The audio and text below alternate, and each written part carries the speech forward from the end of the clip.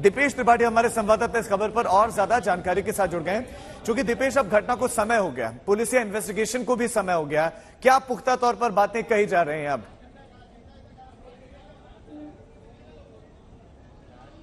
जी, अभी तक जो है वो पुख्ता तौर पर पुलिस की ओर से कुछ भी नहीं कहा जा रहा है। पुलिस साफ तौर में इसमें और जानकारी जुटाने की कोशिश जो है वो कर रही है। जैसा कि हमें सूत्रों से पता चला है, पुलिस जो अब है वो गुजरात आरपीएफ से संपर्क में है। वो वहां के जो उनके साथ जो उस कांस्टेबल और जो एएसआई के साथ काम करते थे, जो उनके सहकारी थे, उनके साथ संपर्क में है। उनसे जानने की कोशिश कर रही है कि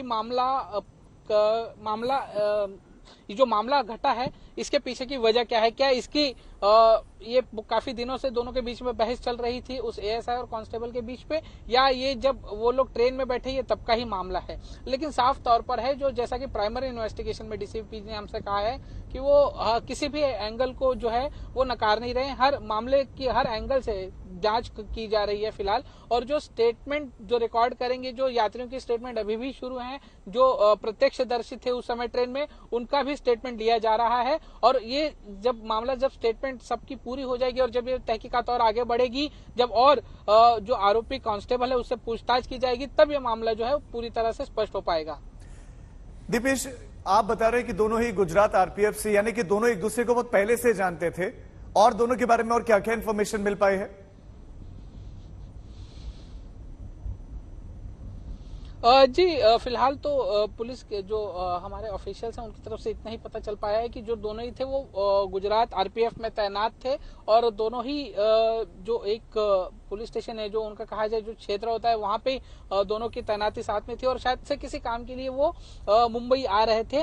अब ये किस काम के लिए आ रहे थे, या क्या दोनों के बीच में बहस थी, या क्या उस समय उस दौरान ट्रेन में हुआ, यात्रा के दौरान अगर कुछ हुआ, इसकी भी जांच जो है वो फिलहाल पुलिस कर रही है। नहीं दीपेश, आप ये बताएं कि क्या वो ऑन ड्यूटी थे या नहीं? जी, दोनों ही ऑन ड्यूटी थे, और दोनों के पास से जो वेपन शायद से मिली है वो सर्विस वेपन थी। यानी कि जो दोनों थे वो ऑन ड्यूटी थे, और वो ऑफिशियल काम के लिए जो है वो मुंबई आ रहे थे कि उनके जो सरकारी काम होते हैं उसके तहत ही वो मुंबई आ रहे थे, और उस सर्विस वेपन से शायद जो है उस कांस्टेबल ने जो फायरिंग की।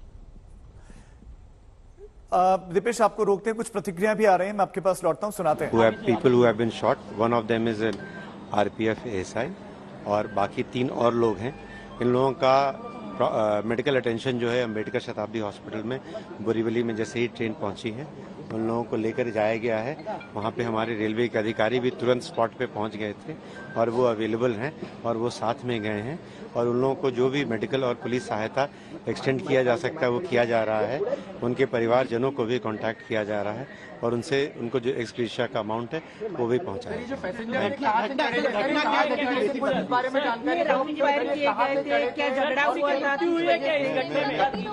थोड़ा सा सर, घटना सिर्फ बता दीजिए क्या हुई। हाँ, मैं थोड़ा सा 5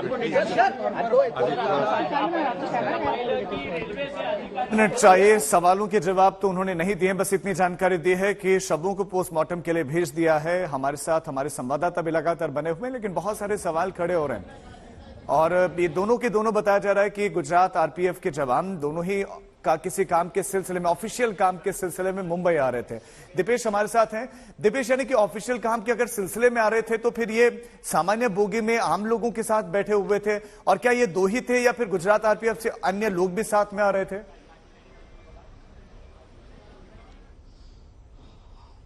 जी, जो प्राइमरी जांच में जो सामने आया है और जो हमको पता चला है कि फिलहाल जो है ये 2 ही लोग सामने आ रहे थे, और ये जो पैसेंजर ट्रेन है उसी में ये ट्रैवल कर रहे थे, जो मुंबई की तरफ आ रही थी। आम लोगों के साथ ही ये लोग ट्रैवल कर रहे थे, और किस काम से आ रहे थे ये फिलहाल अब तक पता नहीं चला, पर शायद से किसी केस की जांच से जुड़ा हो।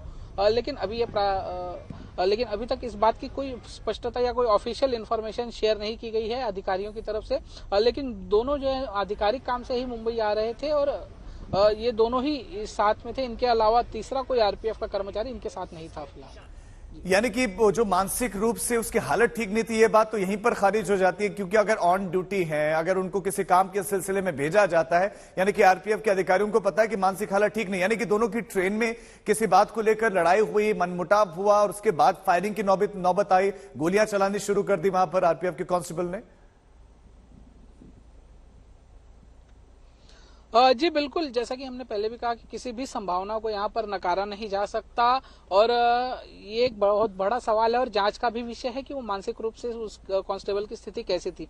लेकिन पुलिस इस बात की भी जांच कर रही है कि क्या दोनों के बीच में ट्रेन में ही बहस शुरू हुई थी या ये काफी पुराना मामला है, और इसीलिए जो ट्रेन में जो बाकी यात्री थे उनके बयान दर्ज किए जा रहे हैं, उनसे पूछा जा रहा है, उनसे जानकारी ली जा रही है। पुलिस ये जानने की कोशिश कर रही है कि जब वो लोग ट्रेन में चढ़े तब दोनों के बीच दोनों का रवैया कैसा था, उस कांस्टेबल का रवैया कैसा था, क्या तब उस समय पर वो सामान्य थे, और क्या आगे आते आते फिर उस कांस्टेबल का रवैया है जो इतना उग्र हो गया और जो उसने इतना बड़ा कदम उठा लिया। पुलिस यही जानने की कोशिश कर रही है क्योंकि ये पैसेंजर ट्रेन थी, काफी ज्यादा लोग थे उस समय ट्रेन में और काफी लोग प्रत्यक्षदर्शी भी थे, और इसीलिए पुलिस जो है काफी उन सारे लोगों का जो है स्टेटमेंट रिकॉर्ड करने की प्रक्रिया में लगी हुई है।